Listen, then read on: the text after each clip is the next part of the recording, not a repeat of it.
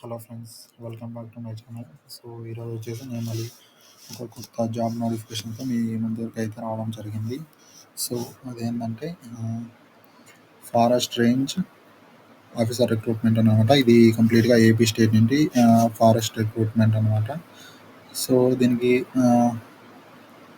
ఇక్కడ వచ్చేసి 35 పోస్ట్ అనేది ఎంటీగా ఉన్నాయన్నమాట. అవి ఫుల్ఫిల్ చేయడానికి ఆంధ్రప్రదేశ్ ఏపీ గవర్నమెంట్ అనేది ఈ ఈ ఫారెస్ట్ రేంజ్ ఆఫీసర్ రిక్రూట్మెంట్ అనేది రిలీజ్ చేయడం జరిగింది. జాబ్ నోటిఫికేషన్ అనేది రిలీజ్ చేయడం జరిగింది. సో ఇక్కడ ఈ ఈ అప్లికేషన్ లింక్ అనేది ఎప్పుడంటే అవైలబుల్ అనేది 15th అవైలబుల్లో ఉంటుంది. అంటే 4వ నెల 15th అవైలబుల్ ఉంటుంది. సో టోటల్ వేకెన్సీస్ ఎన్ని ఉన్నాయంటే 37 ఉన్నాయి.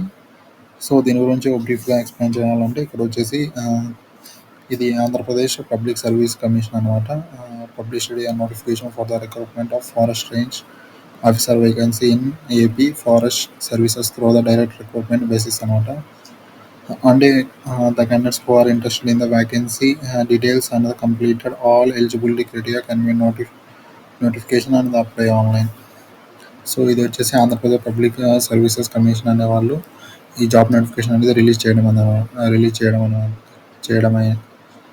చేయడం అయినది. సో ఇంట్రెస్ట్ ఉన్న క్యాండిడేట్స్ అప్లై చేసుకోండి. సో ఇంకా మనం ముందుకు వెళ్ళినట్లయితే దీనికి వచ్చేసి మనకు అప్లికేషన్ ఫీ అనేది పే చేయాల్సి ఉంటుంది. అది ఎంత అంటే application fee for other candidates వచ్చేసి 370 అనమాట. ఓసీ క్యాండిడేట్స్ కానీ అలా కానీ 370 కలాలి. మళ్ళీ అప్లికేషన్ ఫీ అనేది 250 ఉంటుంది. ప్లస్ ఎగ్జామినేషన్ ఫీ అనేది 120 ఉంటుంది అనమాట. సో ఇది వచ్చేసి అదర్ స్టేట్స్ నుండి అనమాట. అదర్ స్టేట్స్ క్యాండిడేట్స్కి వచ్చేసి ఎక్స్ట్రాగా వచ్చేసి 370 అనేది పడుతుంది అనమాట. సో ఇక్కడ ఎస్సీ ఎస్టీ పీడబ్ల్యూటీ ఇక్కడ వాళ్ళకి వచ్చేసి 250 అనేది పడుతుంది అనమాట. అమౌంట్ వచ్చేసి అప్లికేషన్ ఫీ వచ్చేసి ఎగ్జామినేషన్ ఫీ అనేది ఏమి ఉండదు అనమాట. సో ఇక్కడ వచ్చేసి మనకి అదే ఇందాక చెప్పాను కదా, అదర్ స్టేట్స్ అని చెప్పేసి అదర్ స్టేట్స్ వాళ్ళకి ఎక్స్ట్రా వచ్చేసి 370 రూపీస్ అనేది ఎక్స్ట్రా పడతాయి అనమాట ఛార్జెస్. సో ఇక్కడ పేమెంట్ మోడ్ వచ్చేసి త్రూ గేట్వే, అలాగని మీ క్రెడిట్ కార్డ్ కానీ గేట్వే ద్వారా కానీ డెబిట్ కార్డ్ ద్వారా కానీ మీరు పే చేయొచ్చు అనమాట. సో మీరు ఏదైనా అప్లికేషన్ ఏదైనా అప్లికేషన్ ప్రాసెస్లో మీరు ఫిల్అప్ చేసేటప్పుడు వచ్చేసి ఏమైనా రాంగ్ ఇన్ఫర్మేషన్ ఇచ్చినట్లయితే అది కరెక్షన్ చేసుకోవడానికి మీకు కరెక్షన్ ఫీ అనేది 100 అనేది ఛార్జ్ చేస్తారనమాట.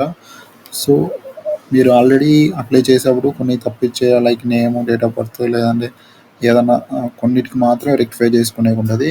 మొత్తం అయితే రెక్టిఫై చేసుకోలేరు. సో మీరు అవి ఎంటర్ చేసేప్పుడే చూసుకొనివ్వండి. సో ఇంకా మనం ఇక్కడ వెళ్ళకపోతే ఇంపార్టెంట్ డేట్స్ వచ్చేసి చెప్పాను కదా. అప్లికేషన్ మనకి ఎప్పుడు స్టార్ట్ అవుతుందంటే 4th month 15th మనకి అప్లికేషన్ అనేది స్టార్ట్ అవుతుంది అనమాట. సో ఆ రోజున మీరు అప్లై చేసుకోండి. తర్వాత ఇక్కడ వచ్చేసి డెడ్ లైన్ కూడా ఇచ్చారు. 5th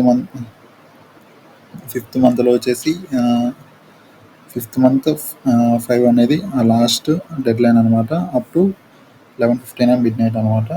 సో ఇక్కడ ఏజ్ లిమిట్ కూడా ఇచ్చారనమాట. మినిమం మీకు 18 years నుండి మ్యాక్సిమం 30 years వరకు మీరు అప్లై చేసుకోవచ్చు. ఇదనమాట ఏజ్ రిలాక్సేషన్.